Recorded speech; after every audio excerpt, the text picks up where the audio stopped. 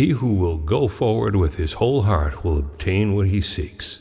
Only do not be of two minds, reads the opening of the 160-page book, The Gospel of the Lots of Mary, a 1,500-year-old book that contains a previously unknown gospel has been deciphered.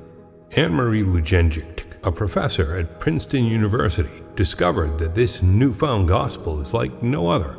Anne-Marie said, "When I began deciphering the manuscript and encountered the word gospel in the opening line, I expected to read a narrative about the life and death of Jesus, or a collection of sayings. What she found instead was a series of 37 oracles, written vaguely and with only a few that mention Jesus. The text would have been used for divination. A person seeking an answer to a question could have sought out the owner of the book, asked a question, and gone through a process that would randomly select one of the 37 oracles to help find a solution to the person's problem. The owner of the book could have acted as a diviner, helping to interpret the written oracles, she said. An interesting example that illustrates the ancient book's positive outlook is Oracle 24, which reads, "Stop being of two minds, O human. Whether this thing will happen or not, yes, it will happen. Be brave and do not be of two minds, because it will remain with you a long time, and you will receive joy and happiness." Another example is Oracle 34, which reads, "Go forward immediately. This is a thing from God.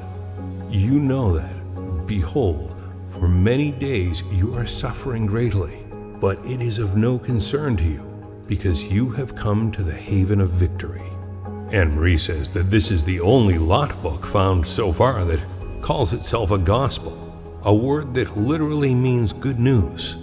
Although people today associate the word gospel as being a text that talks about the life of Jesus, people in ancient times may have had a different perspective. On the other hand, New York Times bestselling author Greg Braden speaks about another manuscript, the Gospel of Thomas. He's saying that in this manuscript, which was written about 300 years after the time of Jesus, there are two important keys.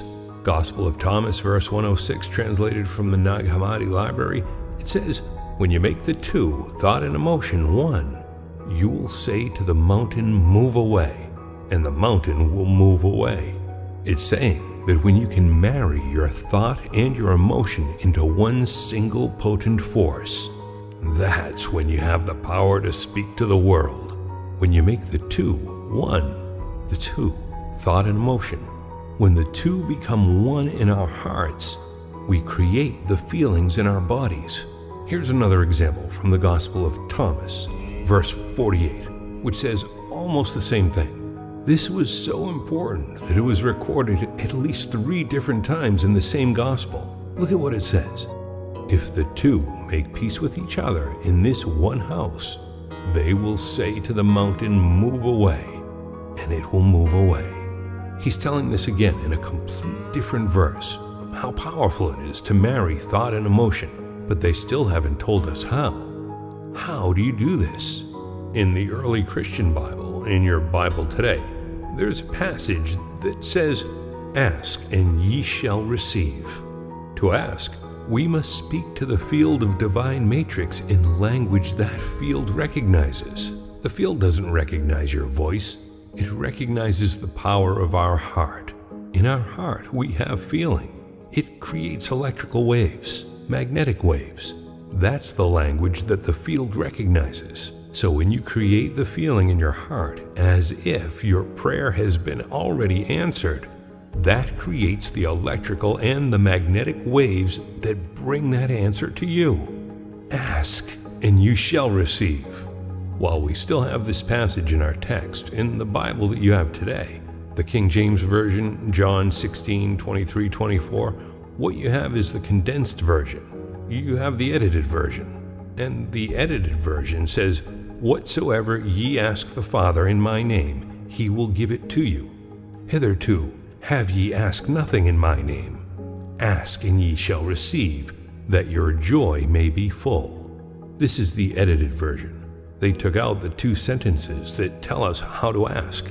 In the 4th century, when the edits happened, they took those sentences out. The original sentence sounds like this: all things that you ask straightly directly from inside my name, you will be given.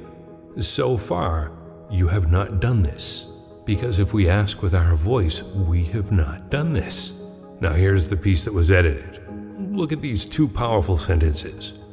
Ask without hidden motive and be surrounded by your answer. Be enveloped by what you desire, that your gladness be full. It's not saying to speak a word. It's saying to be surrounded, to feel as if. Feel the feeling of what it is like as if it has already happened. Be enveloped by what you desire, because that is when your thought and your emotion become one. Now, if that sounds too religious, because it's from the Bible, look at what the philosopher Neville says in his book, The Power of Awareness. It's the same thing. Neville says, you must make your future dream a present fact by assuming the feeling of your wish fulfilled. The primary similarity between these two Gospels is that they're both saying the same thing, but differently. It's saying that using this language, we can speak to the divine matrix. It's the language of no words. Every one of you is speaking to this field every day. The question is, do you know what you're saying to the field?